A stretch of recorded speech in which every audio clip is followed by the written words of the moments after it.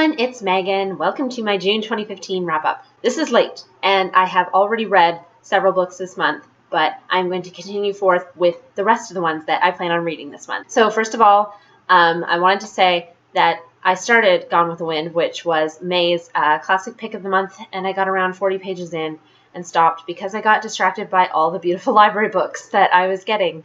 So it's just going to be something that I continue reading. I don't know how long it's going to take me to finish it, but I'm not going to dwell on it too much because life is too short and that book is really, really long. So yeah, I'll keep reading it and just not care about when particularly it gets finished. Hopefully I'll finish it by the end of 2015. But speaking of classics, I do intend to get through The Grapes of Wrath by John Steinbeck. This classic takes place in 1930s Depression era during the Dust Bowl. I don't remember the state. But it is this man and his family, and I believe they have to move in pursuit of a better life, picking fruit in California. I'm trying to go by the movie plot, because I remember watching the movie with Henry Fonda, and I really enjoyed it, and it's my classic pick for June. I wanted it to go with the whole summer theme, with it being hot, so that's why I picked it. I was planning on buying it, but I'm not sure that it's a good money idea right now. Plus the edition that I want, I am still holding out hope that I will find it at a Value Village because it's been out for a while. The next book that I plan on reading, well, sort of / listening to, is Afterworlds by Scott Westerfeld. I got the audiobook to listen to, and so I figure what I will do is I will be listening to this during the month, when I'm doing my chores and stuff. And if I get a good chunk of the way through it and find I'm going to like that I want to continue it, I will finish it off in book form because I've had this for a while, like since my birthday, and I want to read it. This is about this girl, Darcy, who I believe wants to go into the publishing business, and she's a writer. And so you can see the black and white. It alternates between Darcy's perspective, and the perspective from the young woman that she is writing the book about, Lizzie. So it's like going back between the novel that she's writing and her real life, and it just sounds really intriguing. I also want to finish a book I started in May, and it is The Root Cellar by Janet Lung. I might have brought it up before, but there are a bunch of books that I have not read that I've had for a really long time, and I'm not sure if I want to either donate them or send them back home to be with my dad until I get a permanent house of my own. And so this is one of the ones that I've had for years and years, and I've never read it, but I've always been meaning to. And so I just barely started it in May. I got 9 pages through, and then like I said, I got distracted by other things. So I do want to finish this to determine if I want to keep it or not. As I might have said back in May, it is about a girl who goes to live with her grandmother, I think. And she goes down into her root cellar and suddenly finds herself in the Civil War. And so it's like time traveling root cellar. She makes friends there. Stuff happens. I don't quite know what, but I do want to read it because it's kind of like a classic children's book. The next 6 books I have here are a result of this marathon that's happening in June called the Reading Rainbow Readathon.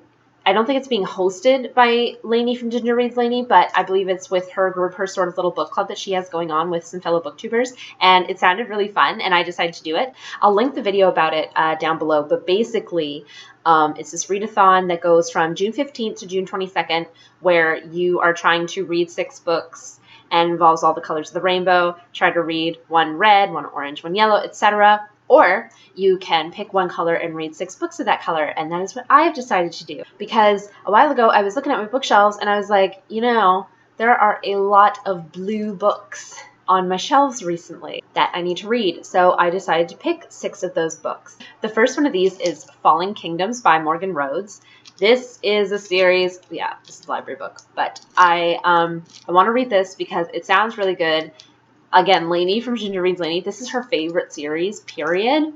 And I heard a lot about it. Well, not a ton, but a fair amount on BookTube. And so I want to see what it's about. And so I plan to read it. And it's blue on the side. And the next book that I plan to read for the readathon is one that I started, I don't even remember how long ago it was, and I never finished it. And it is The Impossible Knife of Memory by Laurie Halse Anderson.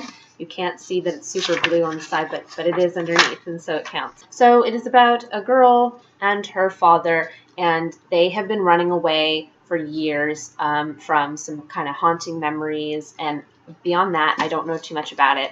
I just know it's Laurie Halse Anderson's latest. It came out around a year ago, and I still haven't read it. And I need to, because she is like one of my top 5 favorite YA authors ever. So I figured this readathon is the perfect excuse to finish it, because I'm only like maybe 10, 15 pages in, and I didn't get farther than that, but yeah. I also plan on reading Where the River Takes Me, the Hudson Bay Company Diary of Jenna Sinclair by Julie Lawson. I love the Dear Canada Diaries.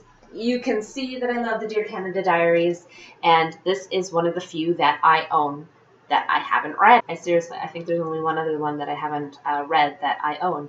And yeah, so as it describes, Hudson Bay Company, big part of Canada in its creation, takes place in 1850. So around 16 years before we became a confederation. I love these so much. It's a little bit of history from a lady's perspective, and I love these books. I will always love them. And I'm excited to read this one because it's a really big one.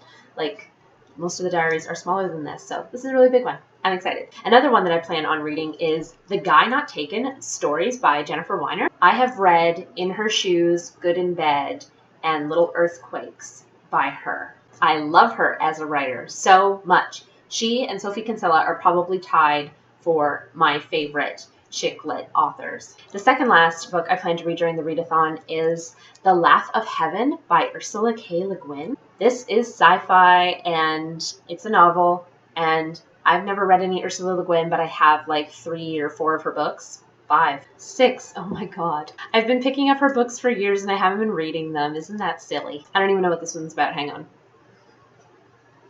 In a future world racked by violence and environmental catastrophes, George Orr wakes up one day to discover that his dreams have the ability to alter reality. He seeks help from Dr. William Haber, a psychiatrist who immediately grasps the power George wields.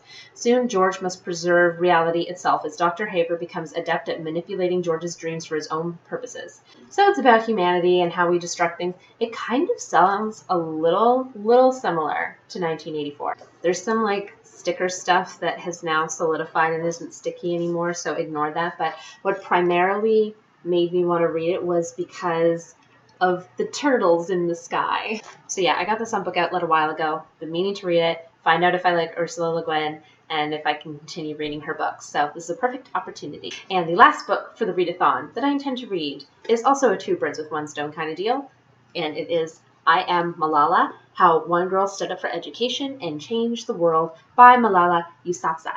Sorry if I said your name wrong. Again, a millionth time, I always say names wrong. But this is the sort of young readers edition that she did of her original book, I Am Malala, and this came out around last year. I wanted to read it sort of because I'm bad with politics personally. I get easily confused when it comes to that, and so there's a lot of that taken out, and so I figure I could read like, the adult version after reading this one if I want to. So I'm sure you know Malala's story. When she was 15 years old, she was shot in the head by the Taliban because she was speaking up and saying that all girls should be educated. She survived, she lives, and she has since won the Nobel Peace Prize, gotten so much recognition, and she is wonderful. Her story is so inspiring, and I can't wait to read about it in this. So those are the books that I intend to read from the 15th to the 22nd.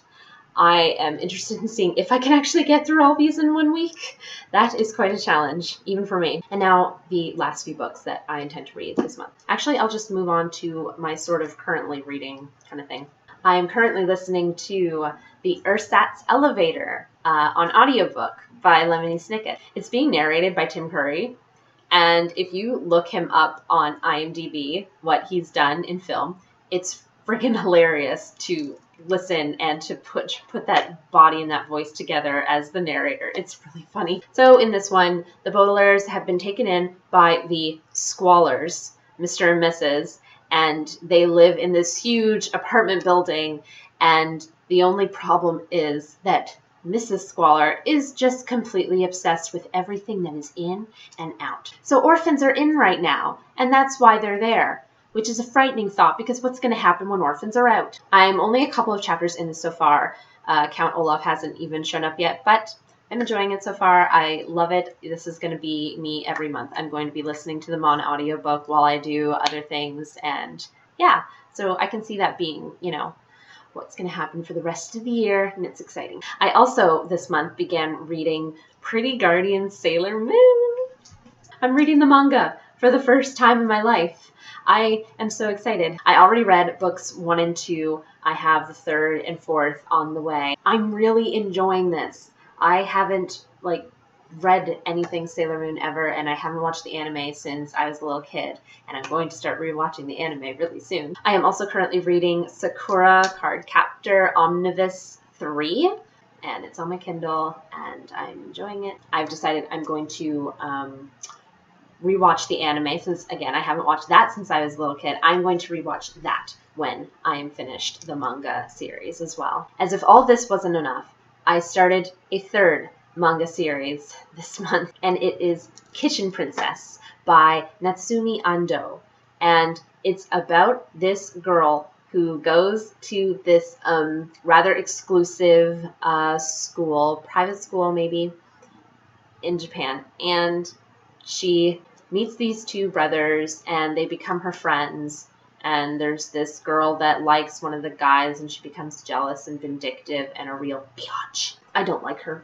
I still don't. So this girl, Najika, is slowly winning over all these people, all these, haters with her cooking. She is an amazing cook. She's so giving, and she's so happy and positive, and this manga is just absolutely adorable. There are recipes at the end of every chapter that I intend to do.